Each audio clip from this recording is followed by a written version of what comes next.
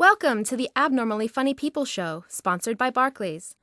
For further information, please visit abnormallyfunnypeople.com. We hope you enjoy the show.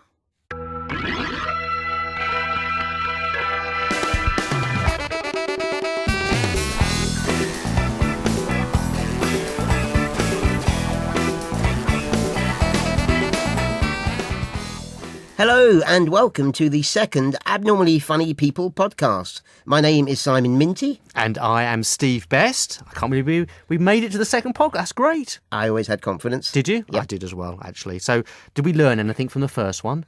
We did. We've tweaked this second show. You will hear a little bit later on. We've got a couple of fantastic guests.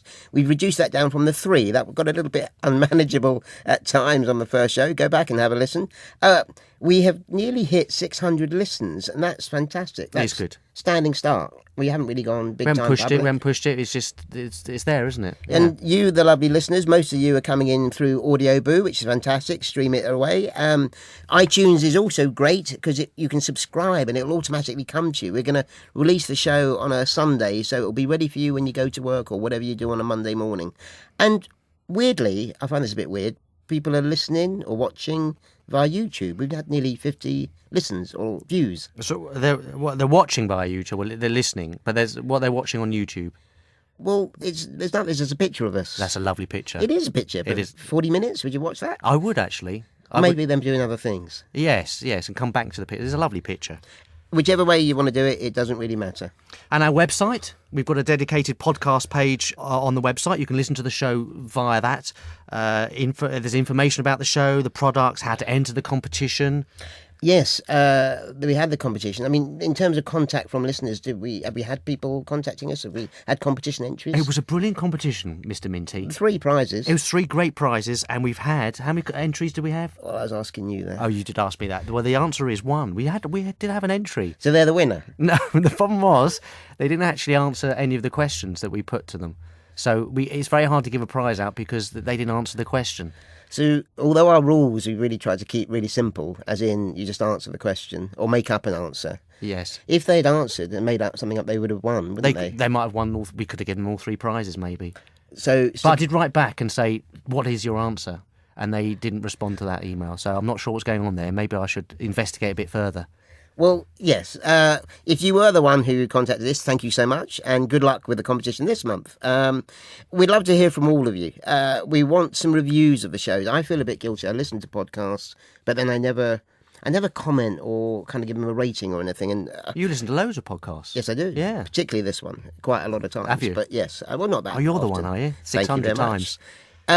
The thing is, if you, the lovely listener, has not actually ever reviewed a show, maybe this is your chance. We would love you to do that for us. I mean, in all honesty, though, does it make a difference besides making us feel a bit better? You know what? It does make a difference. It does. I think that if people put some stars on there, then it pushes up the ratings. I think minimum, I think 5 stars, and I think maximum. What's the maximum you can put? 5 stars. Okay. And anything in between that. If you spot something interesting this month as well, or useful or about to happen, let us know. You can email us. Our email address is podcast@abnormallyfunnypeople.com. And we're, of course, on Facebook and Twitter too. And on this month's show, we've got 2 fantastic guests. We've got Don Biswas, who's a comedian from the circuit. You know him, Steve. Don Biswas. I know him very well, actually. Very funny guy. He's on our Abnormally Funny People crew as well, isn't he? He does a lot of shows for us. Absolutely. There's also Geoff Adams-Spink, who I knew when he used to work at the BBC. He's moved on now, but interesting guy. Lots of stuff going on with him. We've also got the products that have come in. They're going to review the products, which is our normal thing on the show. Absolutely. Yep. We have the moment of the month where they start thinking or telling us about something that's really kind of caught their attention in the last month, sort of disability-wise. We've got the added bit as well of the product is we've got a mystery product that nobody's seen. You haven't seen it, have you? I'm excited about it. I've actually seen it because it came to me in the post, but I don't really know what it is. But I'm looking forward to it. That'd be great.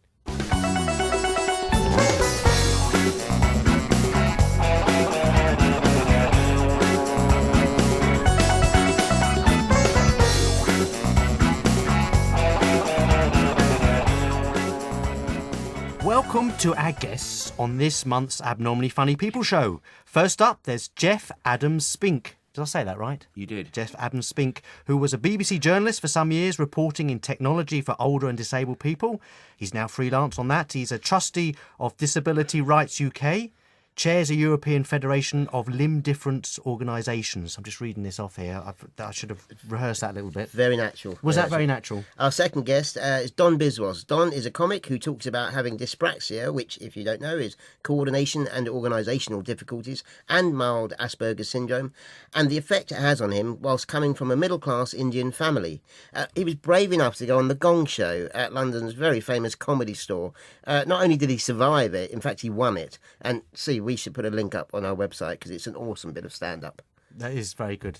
Don, that was a great bit of stand-up. Oh, yeah, thanks for that. Can I just say one thing? Since the credit crunch, we've become working class now. So. Have you? Yeah. Oh, your family? Yeah. Okay, we need to revise our... And there's not enough money in comedy, so... So let's kick off with our regular feature called Moment of the Month. Geoff, your moment of the month. Well, my moment of the month was on board BA Flight 851 from Heathrow to Warsaw. And, you know, anybody who reads my blog, bit of a publicity slot there, but anybody who reads my blog will know that air travel is something I'm really, really interested in, getting it right for disabled passengers. And it just struck me that I was dealing with a member of cabin crew who'd been in the business for 29 years. So you'd think in that time she'd know a thing or two about helping disabled passengers and what they needed and so on. She said not only had my request for assistance in Warsaw not been onwardly transmitted, so she would have to do that for me, but she said, I'll get your wheelchair sorted out for you. And I just thought, come on, it's 2014. Wheelchair does not equal disability. And if somebody that experienced in BA is having that level of difficulty around not realising that, you know, I actually walked onto the plane, so why couldn't I walk off it? It just kind of stuck in my mind as being symptomatic of a huge problem that the airline industry generally has. And when I said to her, look, I don't need a wheelchair, she said to me, yes, but it's the only way you can get any help.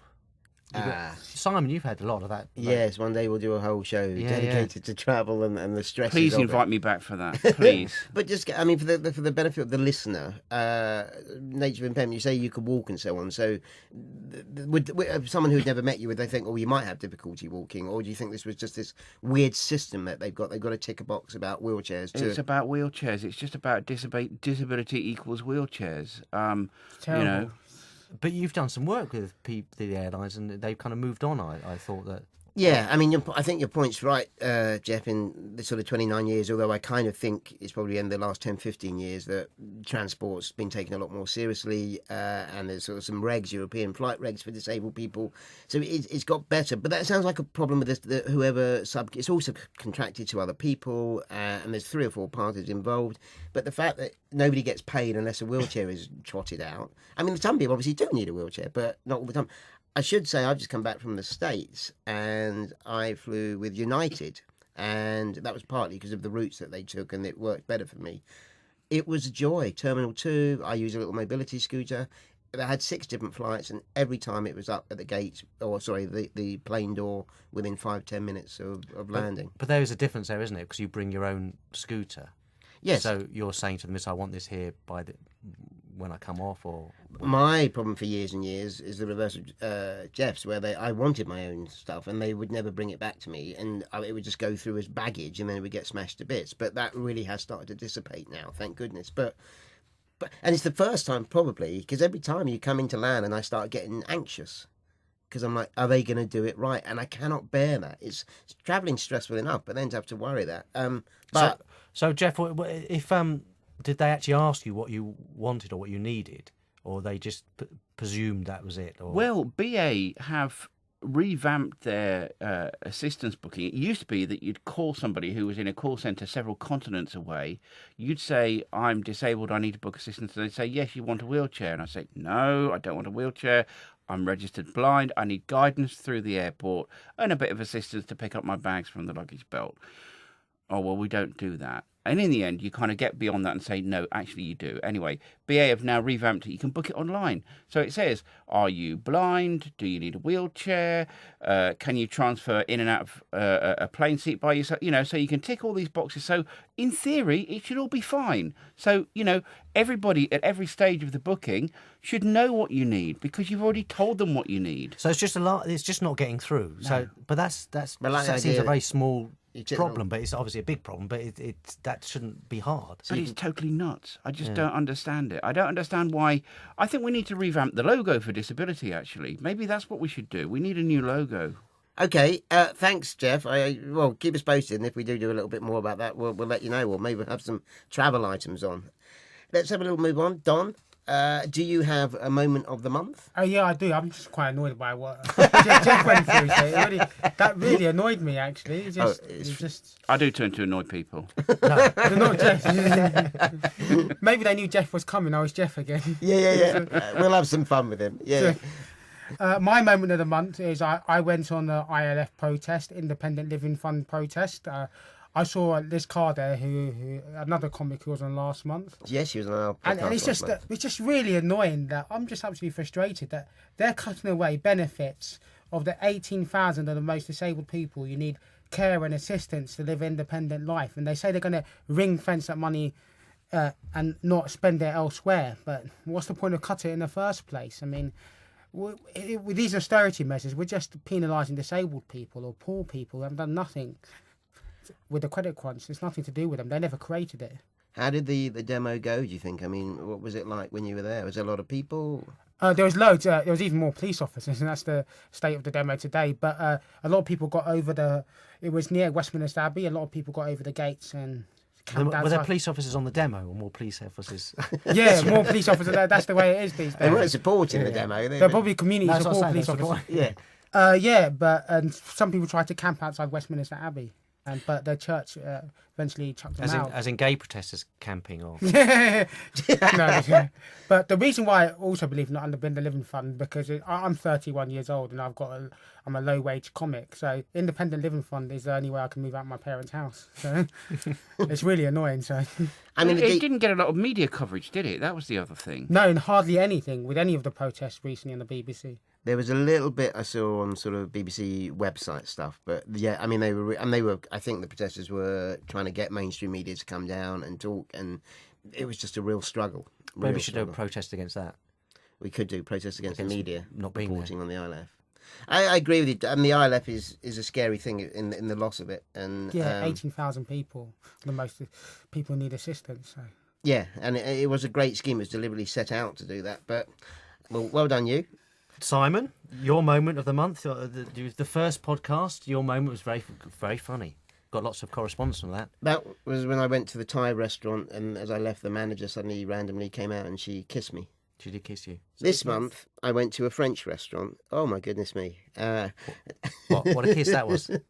I didn't. No, I feel a bit bad because Geoff and Don's are quite, political and serious. Mine's a little bit more. I don't know, a bit more upbeat. I've just come back from what they call the Little People of America convention. That is 2,000 people who have to be under 4'10", and we all went to San Diego for a week. It is mind blowing. I mean, I don't know if either of our guests, Geoff or Don, have you ever watched sometimes called the mirror image, where you suddenly meet a whole load of people that are exactly the same as you or very similar to you. Does it do your head in a little bit, or you're kind of, I'm finally at home? It annoys me because I don't want to meet any other slightly dyspraxic Indian or Asperger's comics because there's too much competition. So if it ever happens to me, I'm going to quit. Yeah. Actually, they're locked in my basement. So. And I remember going to a thalidomide convention, and I'd kind of studiously avoided for several years hanging out with thalidomide people. And I actually went there to make a programme for Radio 4, so I had to go there. And it sort of did my head in seeing all these people who looked a bit like me and sort of doing things in weird ways. And I thought, well, that's probably how I look doing that as well. And halfway through the evening, I have to say, I had to repair to my room and smoke an illegal substance for a while. And then I felt much better. Nice. I think it probably is legal, that sort of stuff in San Diego, although I didn't see any of it. But I had a bit of a 20 years ago was the first convention I went to, and I really struggled with that first mirror image. And it was exactly you say, Geoff.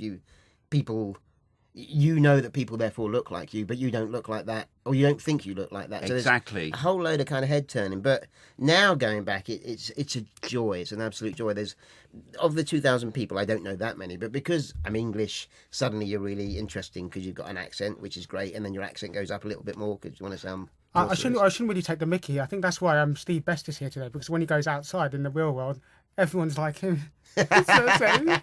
This is his reverse convention. Yeah. Convention every day.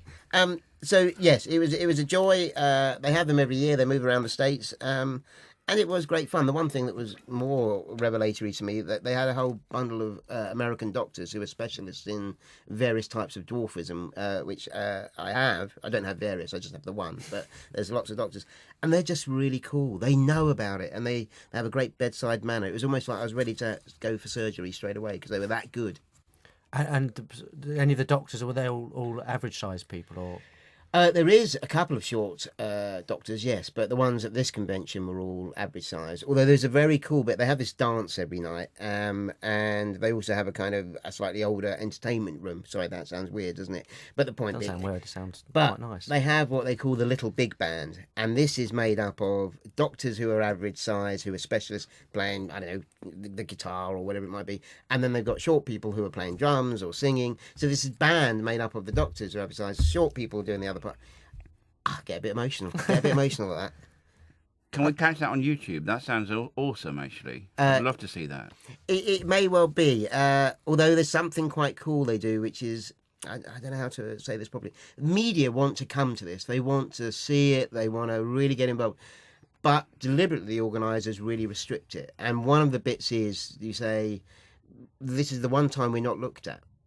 Because we're all a bit. I mean, you look at people, but you look at them in a sort of different way. But because we're all short, well, there's no surprise. I would get in the lift and there'll be 3 kids there, and they don't even care about me. So we deliberately restrict media because it would be a joy for them, but we don't want to suddenly have to be on show anymore. This is our kind of week in utopia for a little while. But It sounds like my mother's utopia as well. Being Indian, there's a lot of doctors there. So.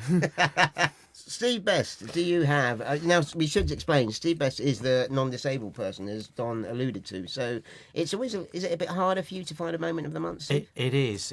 I suppose it is. I didn't think it would be, but... Was your moment of the month our podcast last month? That could be one, couldn't it? That's true. I'll do that one. Then every month I'll do the moment of the month. Is the You're covered. Yeah. No, but it was a bit kind of this week. It was more about words. It's looking on it was the BBC Ouch, or they do the thing Ouchlit, I think it's They're our called. friends, yeah. Yeah, like it's a nice little thing, and they're just the wording of I'd never heard of it before. I don't know why, but ableist. It was sexist, racist. Now is there ableist? Isn't it disableist? Well, that's what I thought. But I think it's ableist, isn't it? Don't be ableist. Scope talked about disableism, didn't they, in 2005? Remember, they said that they had this campaign to end disableism. Did it say where it came? Actually, no, I think I spoke to Ouch, yes. You did. I think you were quoted in that, Mr. Minty, yeah. That's very kind of you to reference me. Yeah, I will. Thanks so much. You've got to Steve Best. reference people. Where... I'm trying to remember, where did they say it? Where did it come I think it came from the US, maybe. Okay. Uh-huh. Yeah. Go on, Geoff. And they were much more on the case way before us Brits. What was your little Well, I think sometimes the American political correctness lobby can go a little bit far with sort of various things that are challenged and differently abled and all of those kind of things. I think we take a much more kind of pragmatic approach to language here. I mean, I've been taken to task by American disabled people for saying, do you know where the disabled toilet is? And they say, well, you can't have a disabled toilet. It's an accessible toilet. You know, I mean, come on, let's just move on.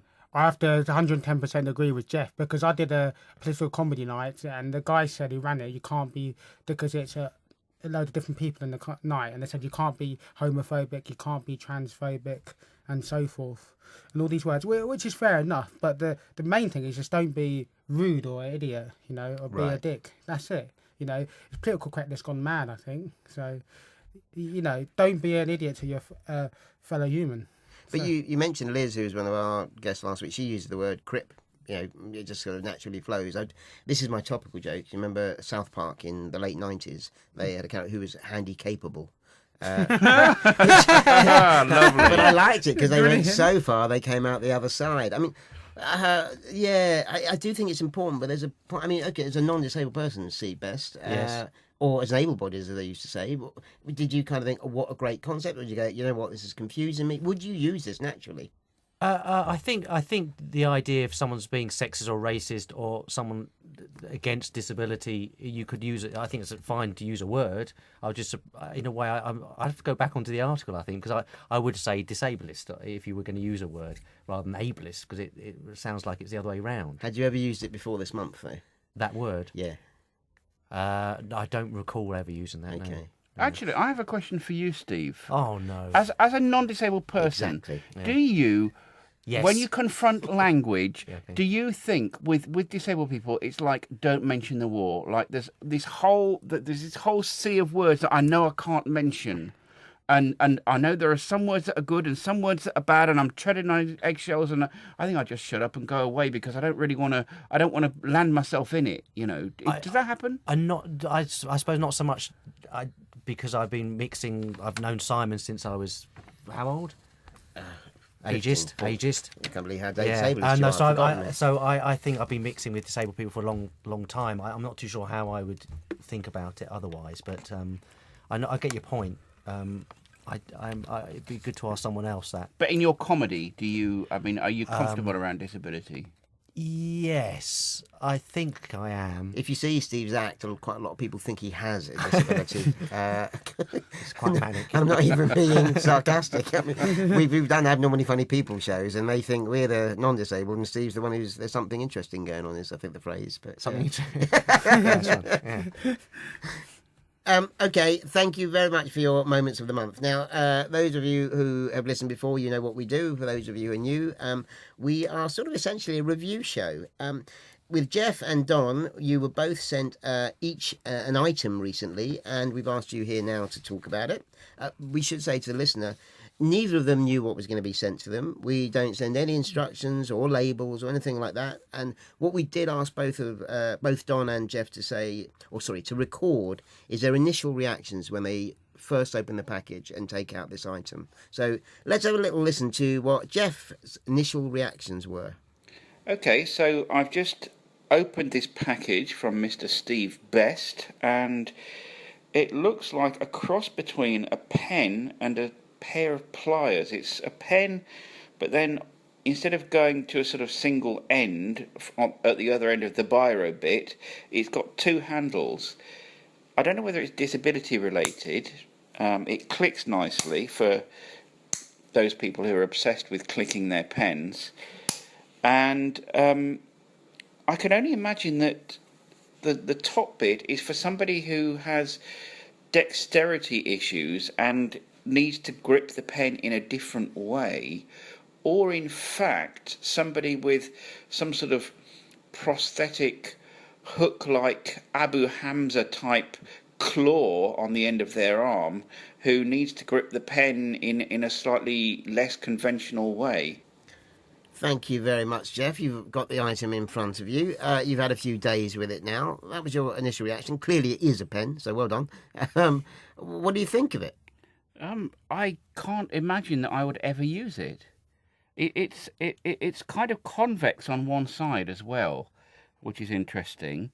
But what the blazes is it? Please put me out of my misery. So go back. When you say you couldn't see that you use it, is that because of the nature of your impairment? You said in your intro you could see some people who might benefit from using it. People like clicking. Well, it's pure pen snobism. I mean, I almost never write anything apart from my signature, but I insist on always signing everything with a Mont Blanc pen.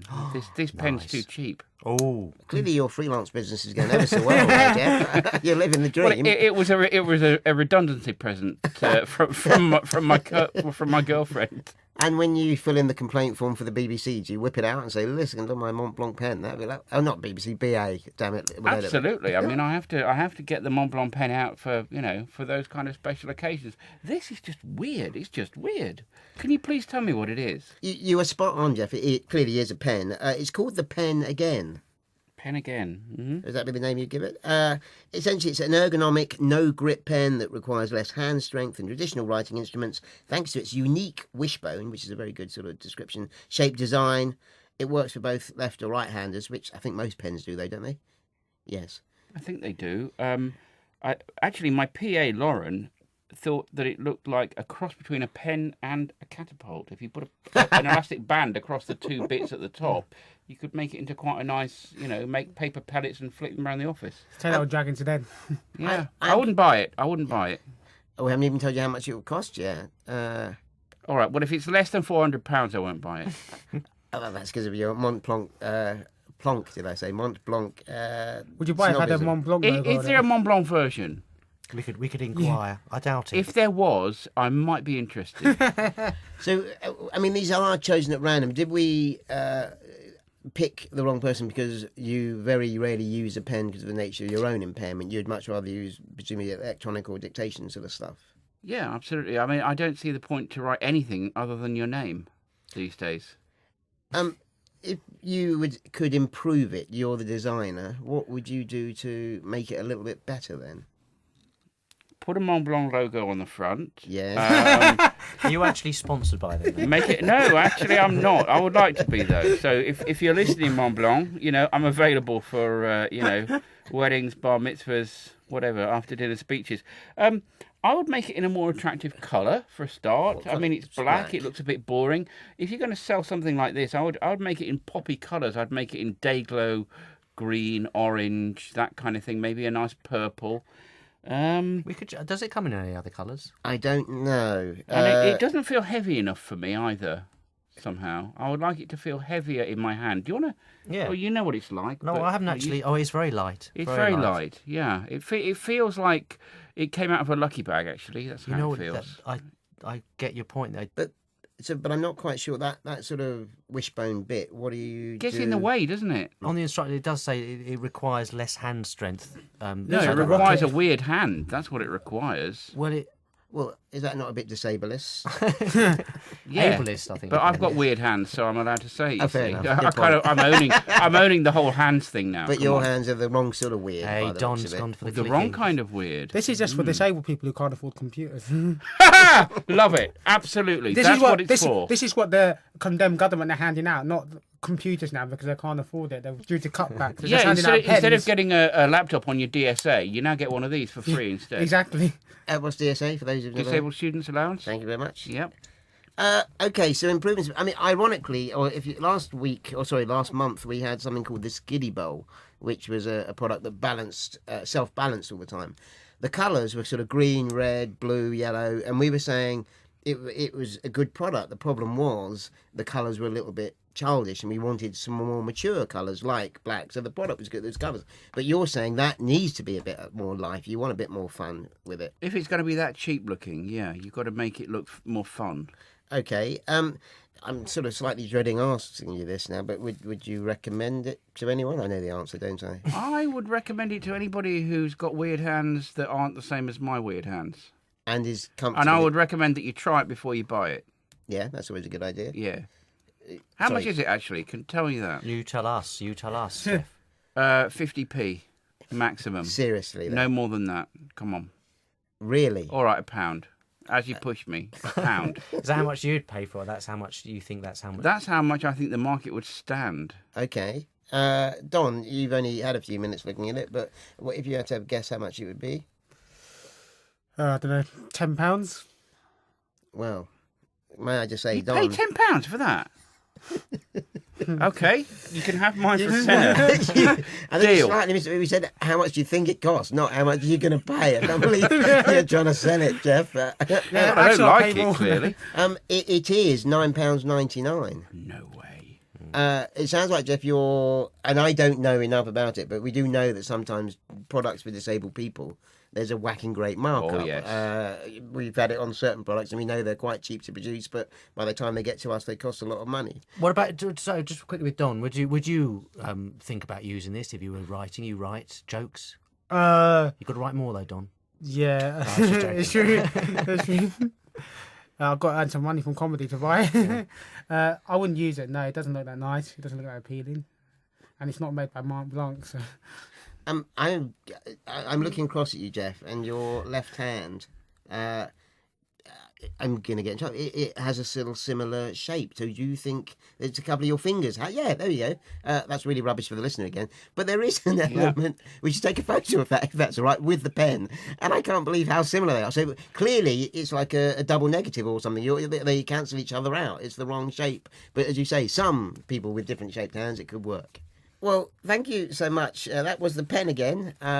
We will do some little scores later on and see what we rate it with. But the pen again, $9.99, which Geoff thinks is a little bit too much. So Don, we gave you something, and we've asked you to record something when you first saw it, so we could hear the recording of Don Biswas. I've literally just opened this product, and all I see is sort of two pieces of bright orange elasticated string. For me, it looks like some kind of shoelace, maybe for visually impaired people, because it's very bright orange. It's quite, as I said, elasticated, very stretchy, so it could be definitely for visually impaired people. That's what I think on initial thought. So have you changed your thoughts on your initial thoughts? I can't think of anything else. I think it is for maybe visually impaired people because it's bright orange. I might be completely wrong, but it looks like shoelaces. So you think that's what it does? Yeah. Yes, shoelaces. And any idea what it's called? Shoelaces. There is the irony. The other product, too black and too boring. This one's bright blooming orange. Like orange, yeah. You can see it from space. You know. There's a nice feel to it as well. Do you Yeah. want to pass it round? And we can pass one around each because there's two of them. I think the brightness actually doesn't really come into what it does. Yeah, no, I don't think. I thought it did, but So it is. You're right. They are shoelaces. Can I have a little look? Yes, they are. I actually tried to see if it glowed in the dark or something. I'm thinking more like some kind of accessible BDSM restraint device for kinky blind people, or kinky people with low vision. You get that from Ann Summers, disability section. I think we're going down the wrong line here. Is it plastic or is it woven when I'm looking at it very closely? It feels like fabric, doesn't it? But the ends have got those plasticized ends like on a shoelace. I'll tell you what it is. It's patented technology here. Wow. These knots, I don't know how they're kind of rubber core, apparently. And they're shoelaces, and they turn your shoes into slip-ons. So you can adjust the tension. I think that's what it is. You know what? That's brilliant. When I was a liking child, this. I had elasticated laces. There's nothing new about elasticated laces. No, but... Well, hang on though. So I'm making a little knot. So the point being, you tie the knot, and then you never have to tie it again because it just stays. But you've got a bit of give when you put your feet in. Yeah. So for short people like me who've got very high insteps, this is a dream. If you want comfort, support, and a custom fit, that's what it is. Is that part of the advert there, I think Steve? it is, They're yeah. very I was going natural. to say, that sounds like the blurb to me. Yeah. What did you think of them, Don? I mean, would you use these? Did you think they were good? I'm dyspraxic, so I can't tie my shoelaces. So Yeah, but if somebody tied them for you, you never one. need to you retie them. never need to. Yeah, I can just about. Yeah, but someone did it for me. Yeah. So do you generally wear slip-ons? Yeah, this one's I wear slip-on shoes. So you say slippers? You would generally wear Slip-ons. slippers. Yeah, I wear slippers as well. Yeah. Or also, like bending over and things like that. If you, well, not you, I meant other disabled people. If bending over is a bit of a nightmare. We're not going down the Ann Summers route again, are you? No, I'm quite keen on these, but I don't know the colour, but the colour, we should look into it. I'm sure they must do other colours in this. they must be for like. You wouldn't do the technology. These would be for trainers, some Yes. kind of somebody without any street cred would put or them on their hipsters maybe. trainers. You think it's. well, no, they would have streak it if you knew. Yes, we wouldn't because I think we're probably wrong demographic here. But I like the principle of them. So, Don, in actual fact, they are quite good for you. Yeah, I think they'll help me. Yeah, just need someone to help me tie my shoelaces. Just for the first time. Yeah. We're so glad that we've changed your life, Don. Yeah, It's a small little moment. Although you are saying colour's not quite right, I can see that.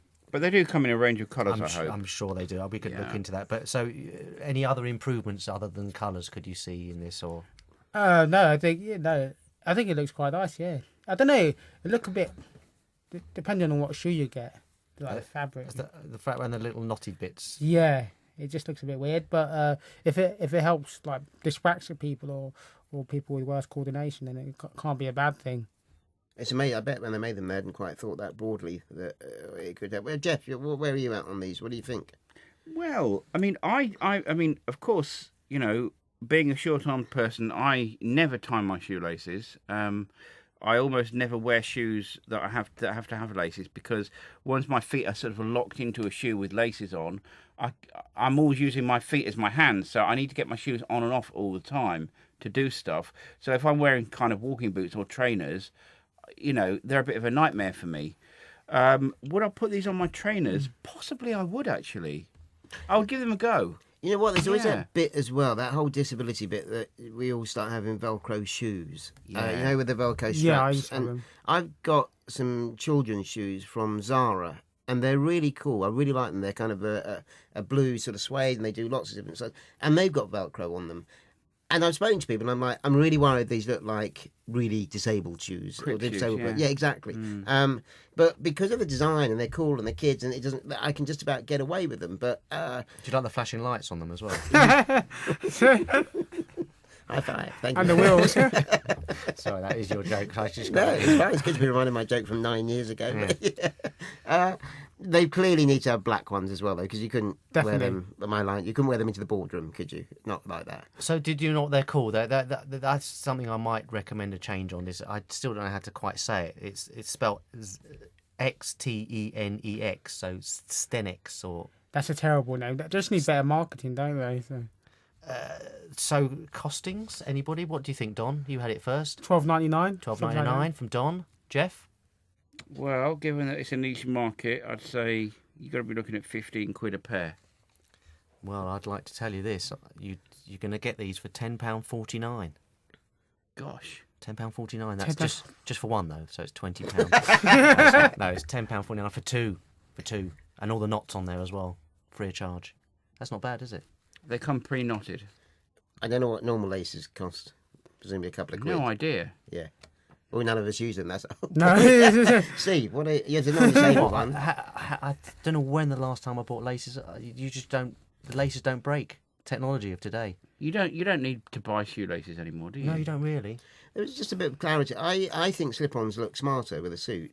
Yes, definitely. But Yes. No. a girlfriend of mine always thought lace-ups were better, more appropriate. Is it just I don't. I don't wear suits.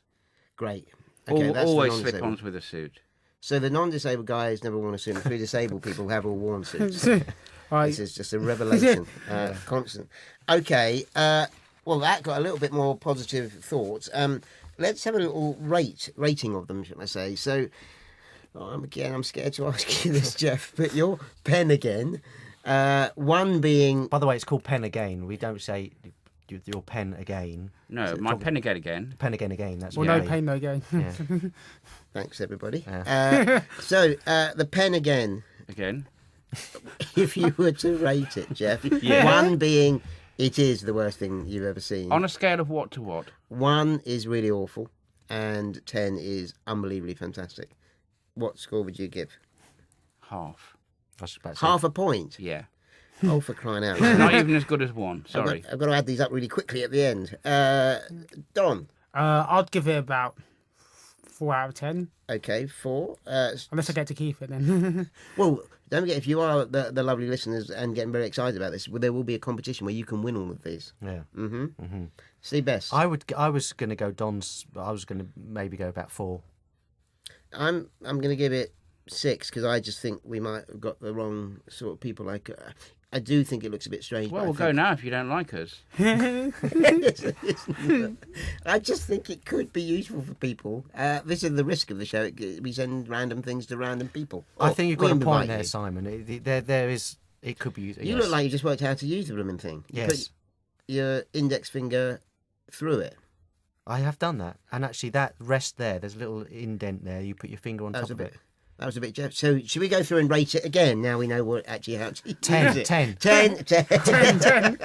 Jeff? Half. Brilliant. Okay. And the Extenex laces. Don, this was yours. I'd give it about 6. Oh, Great start. Jeff. I'd give them about 7. yeah, I Best. would give that. If it came in other colours, I'd give it 8. Yes. There is a proviso of colours. Yeah, with a range of colours, 8 definitely. Geoff, And if you could write with it as well. I'd give it- if the pen came Probably in a other better pen. colours, would you give it 3/4 of a point? 7/8. I'd even give you push to 7/8. I wish I'd asked that either. Okay, sorry, Steve. You said how many? If it had different colours? 8, I think. Wow, look at this. Yeah. I'll give it 1, just to keep it even. No, I'm can't- going to give it 7. And just to be clear, so first prize is a pen again, and the second prize is a box of pen agains. Is that right? The joy when we get to the competition, whichever they want is the one that they enter the competition for. So we are get a bit more smarter about it, and we don't just sort of randomly give it to the wrong people. Okay, so we have actually got a mystery product. So I'll bring it up now. I haven't seen this. None of us have seen this. Okay. So this is something that we didn't send to anybody, but we're going to do a It's quick got the name on review it now. on there. Actually, it's called a muggy. A muggy. Could you describe it to the listeners, It's Steve? it's a red plastic muggy. Yeah. No, it's just saying. It's red plastic, and it's Really like helpful. it's like 4 indents, like cup holders in there. So obviously, I mean not obviously, but I would put cups of coffee in there or any kind of liquid, and that's kind of it. There's nothing. It's square shaped, and obviously the these are round bits that you put your mugs in. I'm trying to think of like fast food restaurants or coffee shops or whatever. Do they? Yeah, it's when like you if go you, two or three, if you went to one of the coffee shops and you said I've got to take 4 coffees to somewhere, and they'll give you a tray, wouldn't they? Like a cardboard tray. But would you, with that, you say thank you, but I bought my own? No, wouldn't I? So I've got a muggy. Yeah, I've got a muggy, and it's quite bulky. That's the thing. So shall I pass it around? Do you want to have a quick Yeah, I'll have a look. fondle with my muggy? Any thoughts, Geoff? Yeah, I keep wanting to say that it looks like something like that you'd use for, I don't know, I think it's got used for pets. I think my cats would like it for something. I don't know quite what. It's kind of a 4-piece potty. Yeah, or a 4-piece potty for guinea pigs. It's quite plastic. There's a little extra. I'm reading the blurb here, and I think one of the tricks of it is that you could carry 4 drinks with one hand. So there's little slots, isn't there? Which I presume. I reckon, though, if you've got 4 pottery, china or ceramic mugs Yeah. full of tea, Yeah. carry that with one hand. That's going to be bloody heavy. That is their selling point, is that it is exactly that. You can carry it with one hand. But you're right, Geoff, that it could get heavy. It'd be all right with kind of styrofoam cups or paper cups. So where's the slots to put your hand in? You just hold it with one You hand. just hold it, yeah. Yeah, And the thing is, with the like a other toy. hand, you could write with the pen again. yeah, and do your laces up at the same time. You don't have to do your No, laces. You just laces slip are them off. already done. We are taking care of your whole lifestyle needs. Oh, there's something in that. I mean, the weight's not too bad. I'd still be a bit scared, but I'd be scared I'd just trip over. And if it was hot drinks as well. Yeah. If you've got shoelaces, do that. But I don't like trays because they make me unbalanced because I've got my 2 hands out in front of me and I have very poor balance anyway, and that makes it even worse. That I'd much rather just have it in one hand. Actually, you could get 2 of these. You could have 8 drinks, couldn't you? 2 muggies, This could be one in each hand. Is You there any should way be you in could stack restaurants. them up as well? Sort of, Just a store. I don't think you could stack them up otherwise. Oh No, I'm just thinking, let's say you waitress. got 4 cups from one of the big coffee places, and then you put another muggy on the top, and then another 4 on the top of that. It is unique, apparently. The only design like that in the world. Yeah, but they're just going on the fact that you can carry it with one hand. But that doesn't seem to be a massive design in this, is there? But we should say for the listeners that there's a sort of slot. Each of the circular cutouts has a slot. Oh, I think this is the patented bit probably. Hang on. And that's probably where your mug handle goes, no? yes, exactly. I thought that's where you put your finger. But I think they've got little indents on the top here as well, where I think you maybe put your finger. Look, got you. yeah. Ah. Can we put the waters back in? I need to try it again. Yeah. I'm joking. Don't worry. No, you need mugs though. Okay, it was a muggy. Any improvements you could see on this? Again, it's the colour. We could check that. Again, we Bright red. What's Yeah. the problem with the colour? No, it's fine. No, we say about other products, but no, Space it's for fine. danger, Don. If you've got 4 mugs in here, Yeah, of make it steaming luminous coffee. orange. So I think there's a business idea for us that we just can make anything another colour for disabled people because everything comes in the wrong colour. doesn't it? yeah. But the thing is, it's something that able-bodied people can use as well. So That's the joy, you see. That's Yeah. the point. Most of the stuff we have, it can be useful for disabled people, but it should be useful for everybody. That's Yeah. exactly it. Yeah. but charge them more. I'm not sure this has a disability-specific application, does Yeah, it? same Really? here. But we know a few people who've got one arm, and to suddenly bring 4 drinks in, if you had a tray, a standard flat tray, that'd be quite hard work. This would be much better. Just laziness. Can't they just take it in 2 trips? Yeah, Yes, you exactly. could do that. Keep fit. Okay, price, what would you pay for this? Don. What I think is what I'd pay for it is I'd pay about £5. But What do you think it's marketed for then? marketed is for I think it's about £8.99. £8.99, Jeff? I think it's worth a couple of quid, and I think it's probably selling for about a tenner. Well, you've got the price there. £9.99 seems to be the price people go for. £9.99. That's what I was meant to say. Was it? Okay, and so Mark's out of 10 on this one. Don? Actually, I think it can be quite useful when I use this. So I'd say I'll give it 7 out of 10. Jeff? 3. I would give it a good 6. Okay, good 6. Yeah. Okay, and me, I'm doing the adding up, and this is getting a bit complicated. Yeah, I don't know. I do quite like it. I think it could be good for me, so I'm going to give it 8. I think there's a close one here, isn't it? I think the pen might win. Final scores. In third place with we should verify the points after this, just because my adding could be a bit shocking. Pen again, 14.5 points. In second place was the Muggy with 24 points. And by far out in the lead by another 4 points was the X10X laces. Your product won, Don. Congratulations. Thanks.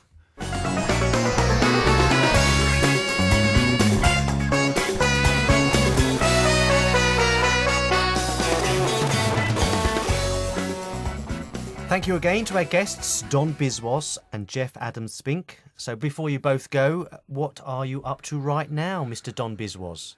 Right now, I'm going to try and find a tube station because I'm Nice. just dyslexic. But and then, I'm just gigging. I'm doing the Edinburgh Fringe Festival where I'm doing a show called Political Power Chords with a musical comic called Gwilym Argos, and I'll be talking about disability there as well and a lot about politics. So that's what I'm up to, basically. Is that Where- is that for the whole run? No, it's only from the 2nd to the 12th. Okay. So Of August, It's yeah. August. It's part of the Free Fringe Festival, but if you want to pay to get in, that's fine by me. So That's where you pass the hat around at the end or bucket around. yeah, we Is pass it? it. Yeah, back around there. Then just if you can give generously. Do you want to take the Muggy? You could get a bit more money in there. Yeah, I suspect, but- Pass the mug around. Yeah, just 4 lots. Yeah. Our show's going to come out on the 6th of August, so about 4 days into your run. But with a bit of luck, some people will come and see you. Hopefully, yeah, the Edinburgh audience. Yeah, hopefully, just come to the festival. It's great, and you got to see other comics like Lawrence Clark and the Lost Voice guy, who are other great comics on there, And Juliet Burton. and Yeah. Julia Burton as well. What's the name of your show again, and which is the venue? It's Political Power Chords. It's on upstairs at the Opium Bar. Brilliant. Thank you, Dom. Jeff, what are you up to? Well, I'd love to say I'm going to Edinburgh, but I'm not, unfortunately. I am doing 2 principal things, I think, in the next month or 2. Firstly, I am cracking on with my autobiography, which is going to be called Making Lemonade. I've just about finished chapter 2. In fact, I did finish chapter 2.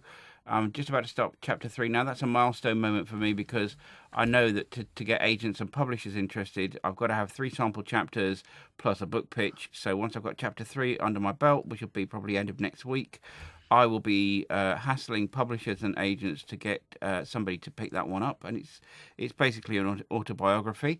Do you want the pen to write it? You know, it's tempting, but Yeah. I think I'll pass on that. Okay. I think I'll pass on that. The other thing I'm doing, my organisation is launching a campaign on the 1st of September called What If Your Baby Has a Limb Difference? And the thinking behind the campaign is that a lot of people these days, when they get an ultrasound scan, they are rushing to termination or they're being rushed to termination without a second thought. Now, There's a massive risk with this campaign, which is that it kind of gets hijacked by pro-life groups. And while we're absolutely not pro-life, we want to start a campaign to create resources to inform people so that they can have a choice, but make an informed choice about whether to have a child with a limb difference. And to do that, we're asking lots and lots of people with a limb difference to record 1-minute videos answering this simple question: what would the world have missed if you hadn't been born? Where can people find out about that online? Well, they can, once we've launched the website, they can go to whatifmybaby.org, and all the information will be there. Well, thank you very much to both of you. That's Don Biswas and Geoff Adams-Spink. Thanks very much for being our guests on our second show. Thanks for having us. Thank you.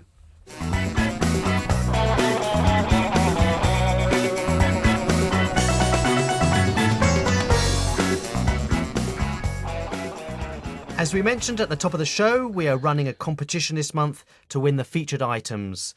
We have all the items as prizes. We're going to offer each as its own prize. So to win, you need to decide the one that you really want and then contact us with your answer to the following sentence. I want the, and whether it's the laces or the pen again or the muggy, I want the because. We're not going to change it this time. We're going to keep it at that. We're going to give it one more last chance. So write to us. I think that's a good idea, actually. Yes, because of the competition entry that didn't answer the question. There's a bit of a... And a lack of competition entries generally, I think. But yeah, they're good listeners. They're going to like some of those products, surely. I think so. And I know Geoff gave the pen a bit of a shaky one, but I think it's okay. For some people, yeah. Yeah. So and the laces definitely in the muggy. I think they're prizes worthwhile to be won. Okay. So we'll keep the competition as it is, and even if you're not entering the competition, it would just be lovely to hear from you. Write to us, say hello, and here are the different ways you can contact us. You can email us on podcast@abnormallyfunnypeople.com, tweet us via Twitter, search for Abnormally Funny People, or leave us a voicemail, send us a text. We've got a telephone. It's 07756 190 561. That's 07756 190 561. If you didn't get it all down, just go to our website, abnormallyfunnypeople.com. All the information will be there. And unfortunately, at this point, we can only send the prizes to people in the UK. So if you're listening overseas, welcome to the show. Yay! But sorry, we can't send you the items. The closing date for this month's competition is Sunday, the 24th of August. Due to technical reasons, we won't be able to announce the winners until the September podcast. Technical as in we're on holiday? Technically, yes. Okay. Drop us a line with your thoughts and your comments. We'd love to hear from you. Do it now, straight after the show. Do that rating thing. You know our email, podcast@abnormallyfunnypeople.com. Visit the website, abnormallyfunnypeople.com, for all the social media links, the telephone number, etc. Everything's on there. A big thank you to Really Useful Stuff, who supplied the items as they always do. You can check out what they do via their website, reallyusefulstuff.co. That's still .co, isn't it? It is just .co. Still, I can't get my head around that. So you don't miss a show, subscribe to the podcast on iTunes or Audioboo, and you can stream it too if you prefer. A final big thank you to our producers, Leanne and Anne. Thank you very much for listening. We're going to play you out with our theme tune, which is Colour Me Groovy by the Rich Morton Sound.